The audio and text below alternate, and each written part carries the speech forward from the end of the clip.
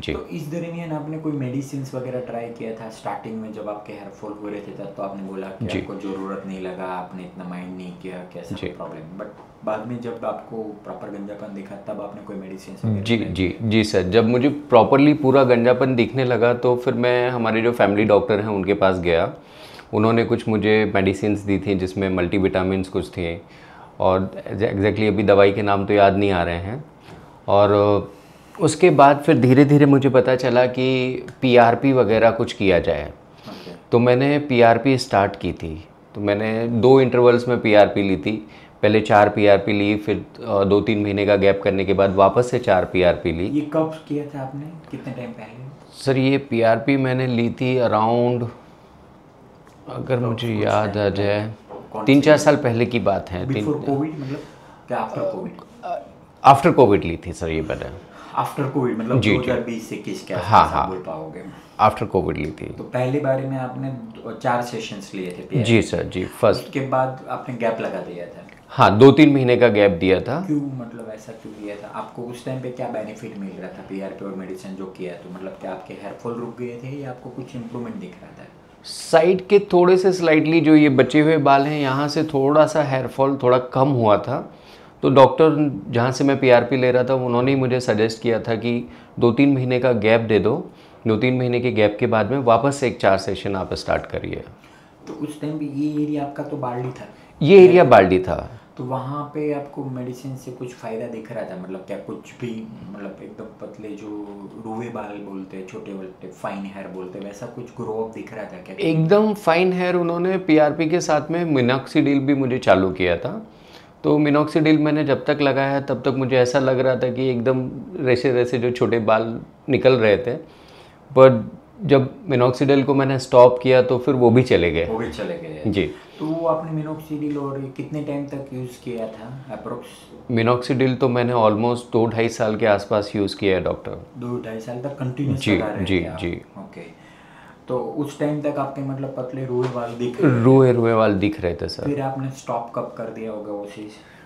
ये मैंने ऑलमोस्ट 1-1.5 साल पहले स्टॉप कर दिया था कि मुझे लगा कि अभी कुछ शायद फ़ायदा कुछ नहीं, फ़ायदा इतना नहीं ज़्यादा है यहाँ मतलब पे। कवर अप नहीं जी मिल रहा है। जी। तो स्टॉप करने के कितने टाइम के बाद वो जो रुए दिख रहे थे वो भी ख़त्म हो चुके थे?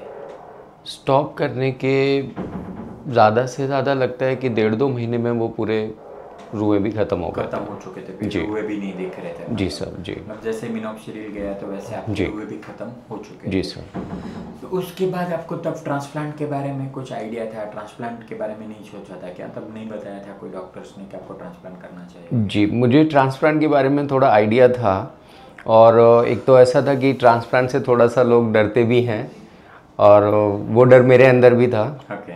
और एक जेन्युइन जो डॉक्टर हैं, एक अच्छा क्लिनिक जैसे कि मिल जाए, तो उसके बारे में मुझे नॉलेज नहीं थी।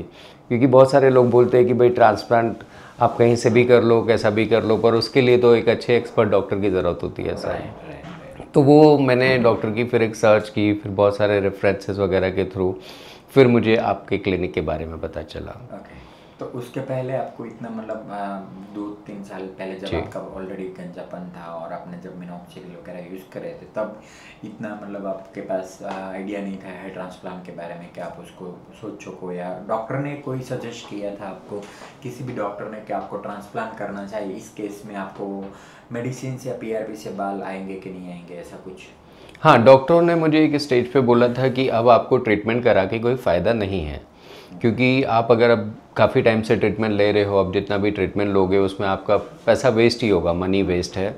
तो बेहतर होगा कि अब आप ट्रांसप्लांट कर लीजिए। विटामिन या न्यूट्रिशंस आपको मिलने चाहिए, जी वो सर। बहुत कम मिलते हैं, और उससे क्या होगा कि आपके हेयर्स, अब हमारी बात कर रहे हैं तो हेयर लॉस होना, पतलापन आना, ये सारी चीज़ उससे रिलेटेड होती है। तो आगे जाके क्या प्लान है फिर आपका स्मोकिंग का? हेयर ट्रांसप्लांट के बाद बंद कर पाओगे या अगेन सेम लाइफ?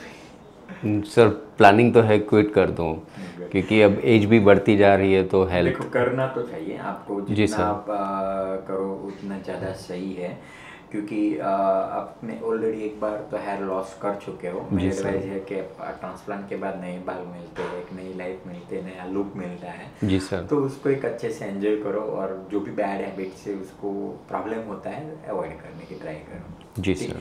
हाँ, अभी प्रमोद भाई मैं आपको हेयर ट्रांसप्लांट क्या है, हेयर फॉल क्या है, क्यों गंजापन आया, क्यों, क्या ग्राफ्ट होते हैं, कितने जी ग्राफ्ट सर। लगाने चाहिए, क्यों ट्रांसप्लांट करना चाहिए, क्या ट्रांसप्लांट सेफ है, क्या ट्रांसप्लांट के कोई साइड इफ़ेक्ट है, क्या ट्रांसप्लांट से हमेशा बाल रहते हैं, क्या ट्रांसप्लांट से एक अच्छा नेचुरल लुक आता है, जी सर। क्या ट्रांसप्लांट कोई भी एज में कर सकते हैं, क्या ट्रांसप्लांट करने के बाद कोई साइड इफेक्ट लॉन्ग टाइम होती है कि नहीं होती है।